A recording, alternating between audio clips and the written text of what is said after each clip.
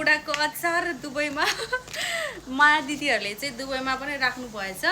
अनि पहिलादेखि नै मैले चाहिँ अर्डर गर्न खोजेको। पहिला चाहिँ दुबई गर्नुहुन्न थियो, अहिले चाहिँ यहीँ बर दुबईमा स्टोर रहेछ नि त। अनि त्यहीँबाट लिएको बुढाको अचार त्यो एकदमै धेरै मान्छेले रिभ्यू गरेको देखेर चाहिँ कहिले ट्राई गरौँ भइसकेको थियो है। झन् पहिला पहिला त माया दिदीको त्यो कपडा पसल हुँदा भिडियो हेर्थेँ म, त्यहाँदेखि नै मलाई त यस्तो खान मन लाग्ने है। अचार अरू अरू अचार किनेर खाएको थिएँ, उसको यस्तरी मजाले हल्लाउनु भनेको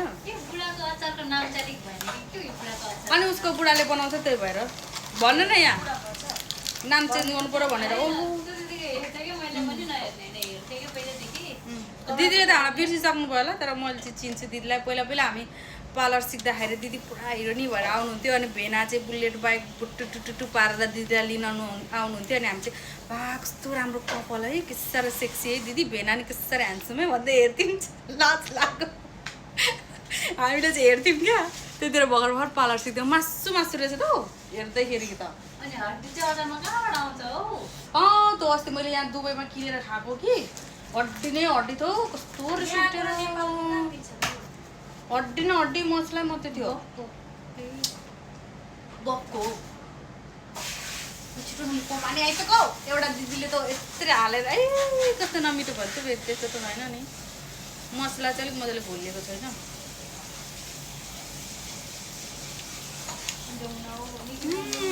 मिठो छ त, कस्तो नमिठो भनेको माया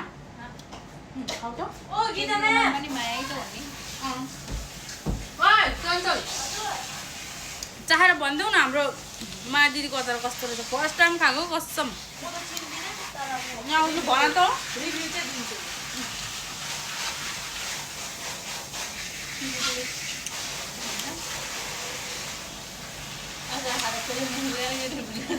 बुझेन। त्यो दिदीले यस्तो चाहिँ नगर है फेरि। एउटा दिदीले कस्तो रहेछ थाहा छ रिभ्यू दिएको, यस्तै खोला होइन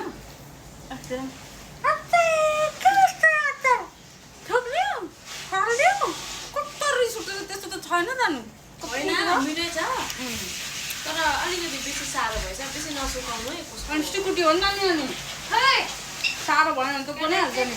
ठिक छ यतिको पकाएको राम्रो के भयो? राम्रो छ, राम्रो हात धोएर मिठो छ हौ।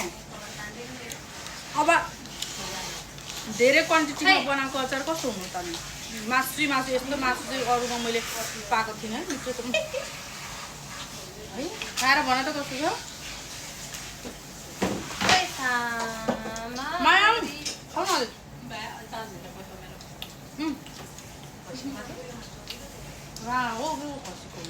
भैँसीको भने त धेरै मसला पनि छैन है, ठिकै छ है। यो मसला मुनि छ क्या, अझै घोल्यो भने चाहिँ मिठो हुन्छ। मिठो छ नि, मिठो छ है। अरू पनि मासु धेरै छ नि, किन आउनु न।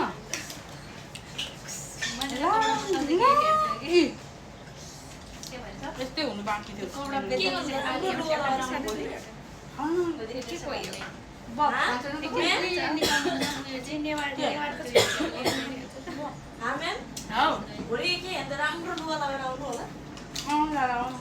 बोकेर ल्याऊ। मेरो त बर्थडे लुगै किनेको छैन, बर्थडे ड्रेस। खानु न यतिको ठिकै छ है। खानै भन्ने चाहिँ छैन है। ठिकै छ। पिरो चाहिँ छ, त्यही भएर पिरो म सक्दिनँ। यो मसला मुनि छ नि त। तर कस्तो मजाको मासु चाहिँ धेरै रहेछ। मान्छेको चाहिँ मसला धेरै हुन्छ क्या, मासु छ त नि। तपाईँको टिकटक पनि बुढाको सँग पुग्यो। भोलि यो कल्पना आएर भुल्नु लाग्छ है। अनि त्यसपछि त्यो ड्राइभ पनि निकालेको अनि आएर पनि कल्पना के गर्छ।